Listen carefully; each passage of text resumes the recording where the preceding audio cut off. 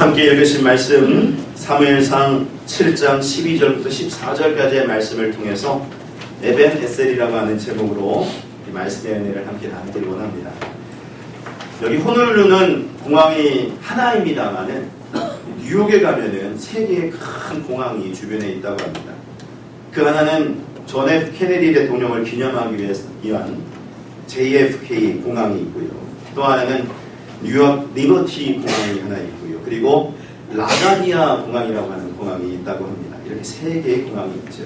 그런데 이 라가디아 공항 약간 생소한 느낌이 드는데 사실 이 공항도 라가디아라고 하는 사람을 기념하기 위한 공항이라고 합니다. 그래서 이 공항에 가면 이 라가디아라는 사람의 동상 기념비가 서 있다고 하는데요. 그러면 왜 이 사람을 이렇게 굳이 기념을 하고 또 공항 이름으로까지 만든 것일까? 그 이유를 보니까요. 이 라가디아라는 사람이 본래 판사였다고 합니다. 물론 나중에는 뉴욕 시장으로서도 일을 하게 되는데, 그런데 이분이 판사로 일을 할 때에 하루는 한 노인이 절도죄로 붙잡혀와가지고 재판을 받게 되었답니다. 이때는 미국이 대공황을 맞이한 시대가 굉장히 힘든 시기였는데요. 선량하게 살아왔지만 직장을 잃게 되고 돈을 다 써버린 한 노인이 3일 동안 아무것도 먹지를 못하니까 너무 배가 고파서 남의 가게에 들어가 빵을 훔쳐먹은 겁니다. 그리고 잡힌 거죠. 그래서 잡혀와서 이제 재판을 받게 된 것입니다. 그래서 실정법으로 본다면 당연히 죄인으로 형을 선고받아야 되는데요.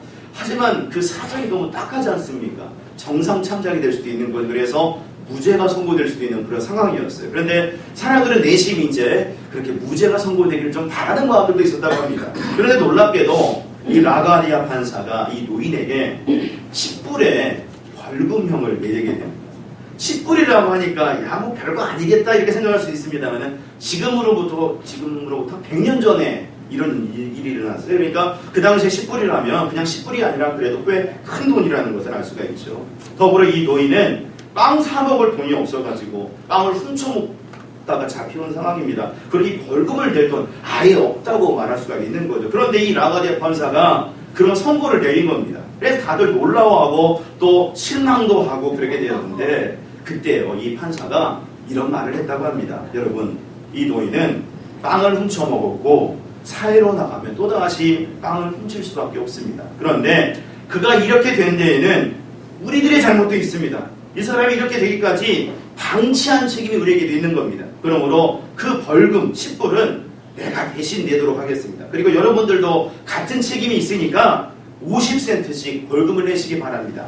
뜻밖에도 이 라가디아가 이렇게 말을 한 겁니다. 그런데 놀라운 것이 어느 누구도 이 말에 이의를 제기하지 않았다는 거예요. 그래서 다들 50센트씩 벌금을 냈고요. 그리고 이 판사는 10불을 내었고, 그래서 모아진 돈이 57불 50센트였는데 그 중에 10불을 이 노인이 이제 벌금으로 내게 되었고 나머지 47불 50센트를 가지고 이 노인이 감사의 눈물을 흘리면서 그 법정을 다 하게 되었다는 거예요.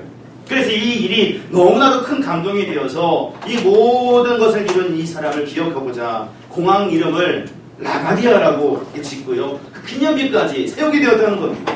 사람이 사람에게 이렇게 감동을 주니까요. 감사할 일을 이루게 되니까요. 두고두고 기념하려고 공항 이름을 그 이름으로까지 지어가면서 그렇게 행동하더라는 거죠. 그런데 오늘 말씀을 보니까 이스라엘 사람들도요. 이와 비슷하게 기념비를 세우며 그들에게 임한 감동과 감사의 사건을 두고두고 기념하라는 것을 볼 수가 있습니다. 그래서 바로 이 블레셋과의 싸움에서 이기게 된 이스라엘 사람들이 그 일을 기억하려고 기념비를 세우는 것인데, 자, 그런데 보십시오. 누구의 이름을 지금 기억하려고 기념하려고 하고 있습니다. 자, 우리 말씀 12절 말씀을 본문 12절을 다시 한번 우리 읽어보도록 하겠습니다. 함께 읽습니다. 시작. 사무엘이 돌을 취하여 미스와 센 사이에 세워 이르되 여호와께서 여기까지 우리를 도우셨다 하고 그 이름을 에벤 에셀이라 하니라. 아멘. 말씀을 보십시오. 이스라엘 사람들이 에벤 에셀이라고 하는 기념비를 세웠다고 합니다. 에벤, 돌이라는 의미를 가지고 있고 에셀, 도움이라는 뜻을 가지고 있는데 하나님께서 여기까지 도우셨다는 의미로 도움의 돌을 세웠다는 것입니다.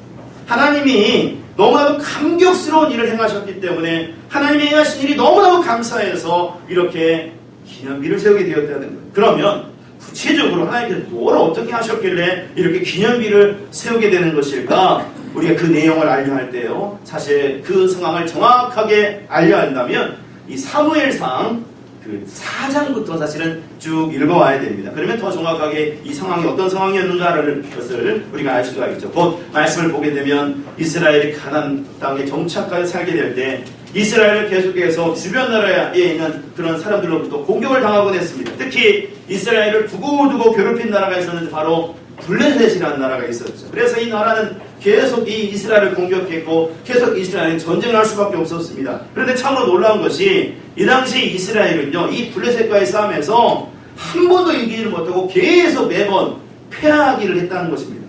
곧 한 번은 이제 이스라엘이 아벡이라는 곳에 진열친 블레셋 사람들과 싸움을 벌이는데 처참하게 패배하고 만 거예요. 무려 4,000명이나 되는 사람들이 죽게 된 것입니다. 그러니까 이스라엘의 장로들이 막 실망을 해서요, 어떻게 이런 일이 일어날 수 있느냐라고 하면서 그 원인을 생각해 보다가 여호와의 법궤가 같이 있지 않아서다, 이런 결론을 내려서 실로에 모서져 있던 하나님의 법궤, 그걸 이 전쟁터까지 끌고 오는 겁니다. 가지고 오는 겁니다. 그래서 하나님이 지켜줘서 싸움에서 이길 것이라 생각을 하고 이렇게 기대를 해야 되는데, 그런데 이 법궤를 굳이 그 싸움터까지 가지고 왔건만 결국 이스라엘은 또 블레셋과의 싸움을 벌이는데 처참하게 패배하고 맙니다. 무려 3만 명이나 되는 사람들이 죽고 말죠. 그래서 정말 완전히 힘을 잃게 되고 이 법궤마저도요, 블레셋에 빼앗기는 그런 수모를 당하게 됩니다. 그래서 그 일이 있고 난 다음에는 이 이스라엘이 더 이상 힘을 쓸 수가 없었어요. 완전히 기가 눌려서 비참한 삶을 살았죠. 특히 하나님의 영광과 임재를 상징하는 이 법궤마저 빼앗겨버리니까 더욱 패배한 모습을 보일 수밖에 없었습니다. 그런데 바로 그때 사무엘이 활동을 하며 말하기 시작하는데, 온 이스라엘에게 우리 온전히 하나님을 바라봐야 됩니다, 이런 걸 외치는 겁니다. 그러니까 이 백성들이 이제 그 말을 듣고 돌아와서 무상을 버리면서 하나님을 온전히 섬기기 시작하는 거죠. 그리고 또 사무엘이 우리 미스바로 모입시다, 우리 모여서 함께 기도합시다, 이렇게 말을 할 때 그렇게 다 그 말에 따라서 미스바로 모여서 금식하며 백성들이 함께 기도하며 나가게 된 겁니다. 하나님을 바라보며 나간 거죠. 그런데 이 소식이 바로 이 블레셋에 다 알려지게 된 거예요. 그래서 이 블레셋은요, 그 소식을 듣자마자 이스라엘 사람들이 다 모여있다고 하니까 이 이스라엘 사람들을 제압하고자 군사를 일으켜서 이제 다시 쳐들어오게 된 겁니다. 꼭 이런 모습 생각해보면 있는 자들이 기도하면서 주의 일들을 감당하려고, 주의 일들을 잘 이뤄가려고 하면 어떻습니까? 꼭 그 순간에 마귀들이 역사해가지고 막 공격하고 못하게 만들고 막 그러잖아요. 그런 모습과 아주 비슷하게 이 블레셋의 이스라엘을 다시 공격해왔다는 거예요. 그러니까 이스라엘 사람들 어떻습니까? 지금까지 매번 싸울 때마다 졌고요, 도저히 이길 수 없었기 때문에 또 이스라엘이 블레셋에 쳐들어온다 그러니까 두려워 벌벌 들기 시작한 거예요.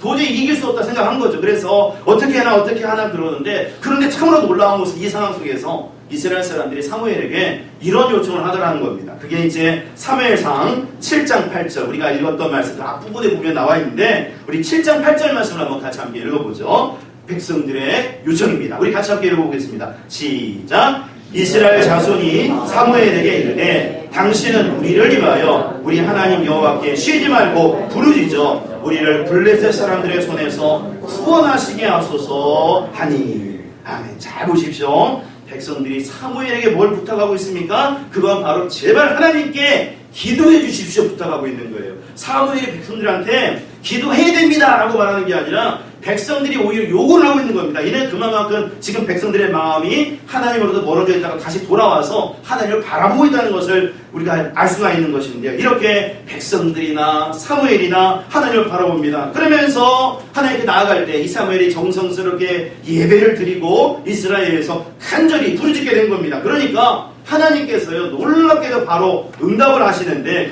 그것은 블레셋이 쳐들어오는 상황 속에서요, 저기 큰 우레, 큰 천둥이 치게 만드신 거예요. 그래서 이 우레로 인해 가지고 이 블레셋 군사들이 혼비백산해 가지고 당황하게 된 거죠. 어떻게 싸울 힘을 잃어버린 것입니다. 그러니까 이스라엘이 바로 그때 손쉽게 공격을 하게 되어서 완벽하게 이 블레셋 사람들을 이기게 되었다는 거예요. 도저히 이길 수 없는 싸움이었는데 이스라엘이 놀랍게도 이기게 되었다는 겁니다. 그래서 이 모든 것이 너무나도 감사해서 이렇게 에베네셀, 하나님께서 여기까지 우리를 도우셨습니다 하며 감사의 기념비를 세게 된 것입니다. 그런데 여러분, 더욱더 놀라운 것은 오늘 말씀을 보십시오. 이 에베네셀이라고 하는 이 기념비를 세우고 난 뒤에 어떤 일이 또 벌어졌다고 그럽니까? 자, 우리 본문의 13절 말씀 한번 읽어보겠습니다. 13절 말씀 함께 읽습니다. 시작! 이에 블레셋 사람들이 굴복하여 다시는 이스라엘 지역 안에 들어오지 못하였으며 여호와의 손이 사무엘이 사는 날 동안에 블레셋 사람을 막으시네. 보십시오. 블레셋 사람이 굴복해서 다시는 이스라엘 지역 안으로 들어오지 못했다고 합니다. 또 하나님의 손이 블레셋 사람들의 손을 막으셨다고 합니다. 이 말은 결국 하나님께서 다시는 블레셋과 싸우지 않아도 되게끔 그렇게 안전하게 이스라엘을 보호해 주셨다는 그런 말이 될 겁니다. 이스라엘에게 평화가 임했다는 거죠. 거기에 더해서 14절을 한번 보세요. 14절을 보시면 이런 말씀이 있습니다. 계속해서 우리 14절 말씀도 함께 읽어보겠습니다. 시작! 블레셋 사람들이 이스라엘에게서 빼앗았던 성읍이 에그론부터 가든까지 이스라엘에게 회복되니 이스라엘이 그 사방 지역을 블레셋 사람들의 손에서 도로 찾았고 또 이스라엘과 아모리 사람 사이에 평화가 있었더라. 아멘. 자, 보십시오. 먼저 지금 이스라엘 땅이 회복되었다는 말 설도하고 있죠. 평화가 임해서 전쟁을 하지 않게 되었고요. 더불어서 이스라엘이 땅을 회복하였다. 블레셋에 빼앗겼던 여러 성읍을 이스라엘이 다시 회복하였다라고 합니다. 이스라엘에 있어서 이 땅이라는 것은 정말 하나님의 은혜와 축복의 상징일 텐데 그 땅을 다시 회복했다는 거예요. 그러니까 얼마나 이게 큰 은혜인가라는 것을 알 수가 있죠. 더불어 또 하나 말씀 이 14절 마지막 부분을 보시게 되면 이렇게 증거되고 있지 않습니까? 아모리 사람 사이에 평화가 있었더라. 여러분 지금 누가 언급되고 있습니까? 아모리 사람이요. 아모리 사람이 갑자기 언급되고 있는 거예요. 정말 뜬금없이 이 블레셋과의 지금 관계를 계속 말하고 있고 그러는데 갑자기 아모리 사람이 등장이 되는 겁니다. 그래서 왜 이 아모리 사람이 여기서 등장할까 의아하게 되는데 뭐 복잡하게 생각할 것이 아니죠. 그 이유 금방 알 수가 있습니다. 그건 바로 이 아모리 사람들과도 블레셋 사람만큼이나 지금 어려운 관계였는데 힘든 관계였고 계속 공격하고 막 그랬는데 이스라엘을 괴롭힌 사람들이었는데 지금 보니까요 블레셋을 이겨나가는 상황 속에서 자연스럽게 이 아모리 사람들과도 평화를 이루며 살게 되었다는 거죠. 더 이상 싸움을 하지 않아도 되게끔 평화롭게 잘 진행이 되었다는 겁니다. 그러니까 결국 보니까요 에베네셀 하니까 그 이후에 보니까 이스라엘은 정말 따따블에 트리플에 그냥 엄청난 은혜를 누리게 되었다는 거예요. 정말 상상할 수 없는 그런 은혜를 계속 누리게 되었다는 거죠. 그러니 보십시오. 이 에베네셀 아니 이 에베네셀이라고 하는 기념비 이건 정말 보통 기념비가 아니라 가만히 이것은 축복과 은혜의 기념비라는 것을 우리가 알 수가 있고요. 정말 하나님이 기뻐하시는 기념비가 된다는 것을 우리가 알 수가 있습니다. 그러니 이 모습을 보면 여러분 이 모습을 보면 우리가 어떻게 해야 되겠습니까?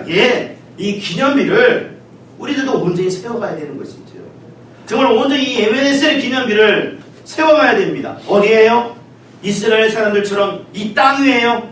물론 이 땅 위에 세우는 것도 좋습니다.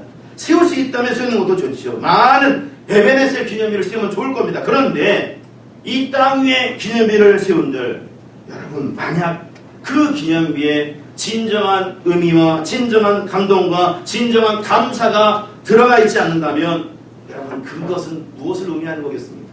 쓸데없는 돌멩이가 되고 말 것입니다.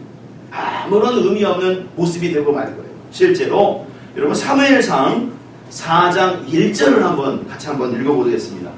사무엘상 4장 1절인데요. 스크린에 나와 있고 아니면 바로 이렇게 성경을 바로 보세요. 바로 그 앞부분이니까요. 자, 우리 같이 함께 사무엘상 4장 1절을 함께 읽어보겠습니다. 읽죠? 시작! 사무엘이 말이 온 이스라엘에 전파되니라. 이스라엘은 나가서 블레셋 사람들과 싸우려고 에베네셀 곁에 진치고 블레셋 사람들은 아벡에 진쳤더니. 아멘. 자, 이 말씀은 사무엘의 말이 온 이스라엘에 전파가 되는 초창기 상황, 그러니까 선지자로서 이제 하나님의 말씀을 전하게 되는 그런 초기 상황 속에서 이스라엘과 블레셋의 싸움이 벌어졌다는 그런 얘기입니다. 근데 지금 이스라엘이 진을 친 곳이 어디라고 그럽니까? 바로 에베네셀이라는 곳이라고 합니다. 그러니까 이 에베네셀은 오늘 우리가 읽으셨던 그 에베네셀의 그것과 다른 곳이라는 것을 알 수가 있겠죠. 왜냐하니까 이 블레셋이 아벡이라고 하는 곳에 진을 쳤다고 그랬는데요. 이 이스라엘 사람들의 얘기를 아벡이라는 곳에 지치는 사람들이 다 들었다라고 성경은 증거하고 있기 때문에 이 장소가 다르다는 것을 볼 수가 있어요. 그런데 에벤이셀이라는 곳에 진을 쳤는데 여러분 이 싸움에서 이스라엘이 어떻게 되었습니까? 아까도 말씀드렸죠. 싸웠는데 4,000명이 죽었다고. 바로 그 싸움입니다. 에벤에셀이라고 하는 그 지명이 있는 그곳에 이스라엘이 진쳤고 거기에 있으면서 싸움을 벌였는데 결과적으로 싸움에서 지고 말았어요. 4,000명에 대한 사람들이 죽고 말았습니다. 분명 에벤에셀 도움의 돌이 있는 곳에 도움의 돌이라는 것이 이렇게 있는 곳에 있었는데 지고 말았다는 거예요. 왜 그렇습니까? 바로 그것은 이 에벤에셀이라는 돌 기념비 그것만을 바라봤기 때문이지 않을까요?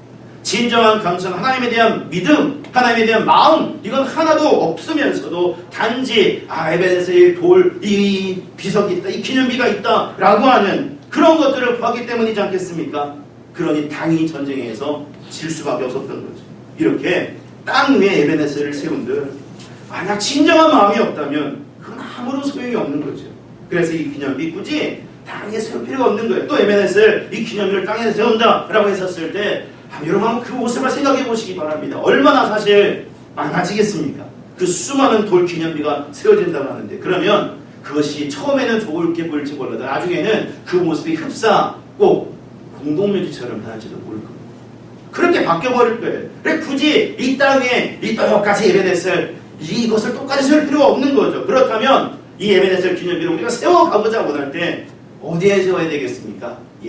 우리의 마음에 세워야죠. 우리 안에 세워가야 되는 겁니다.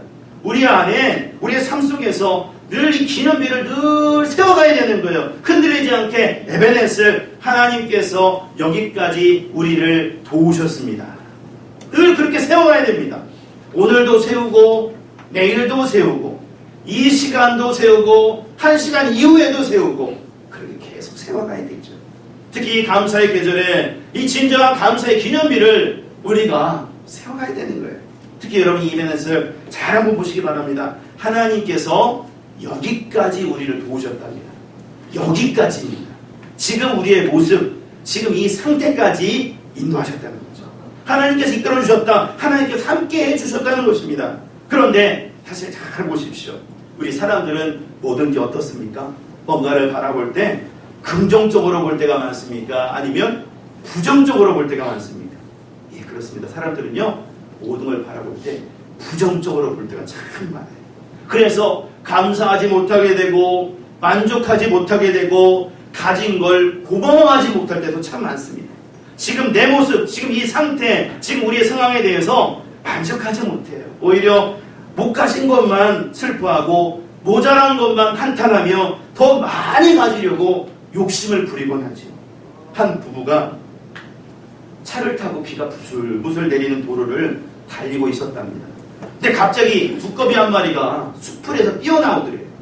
그래서 운전을 하던 이 남편이 그 브레이크를 밟게 되었고 가까스로 차를 멈춰서 이 두꺼비가 죽지 않고 살게 되었답니다. 그런데 차를 급하게 세우다 보니까 옆에 있던 아내가 자동차에 부딪히고 만 거예요.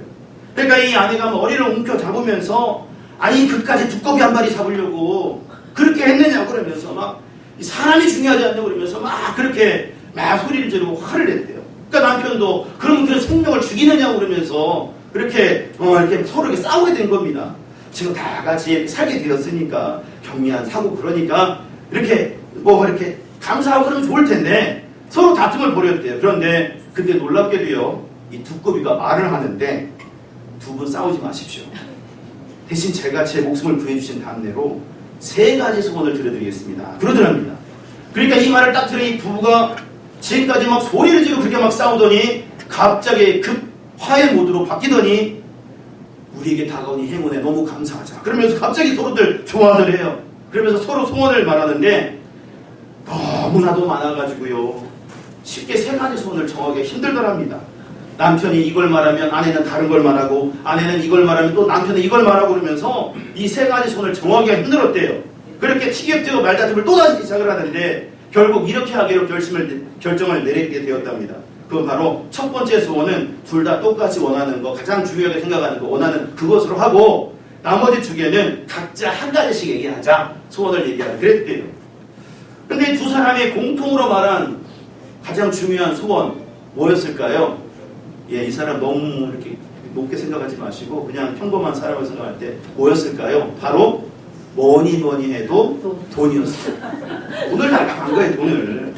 아무리 써도 줄어지지 않는 그 돈을 달라고 한 거예요. 그러니까 이 두꺼비가 첫 번째 소원을 들어주는데 야 정말 대궐 같은 저택에서 최고급 승용차를 타고 최고급의 음식을 먹을 수 있게 최고급의 옷을 입고 또 손 하나만 까딱해도 바로 와가지고 시중을 들어주는 그런 사람들이 있는 그런 생활을 하게끔 호의호식하게 살아갈 수 있게끔 그렇게 이렇게 하더랍니다. 그래서 야 정말 좋구나. 그래서 이제 그 다음 소원을 이제 말하려고 하는데 각자 이제 말을 하잖아요.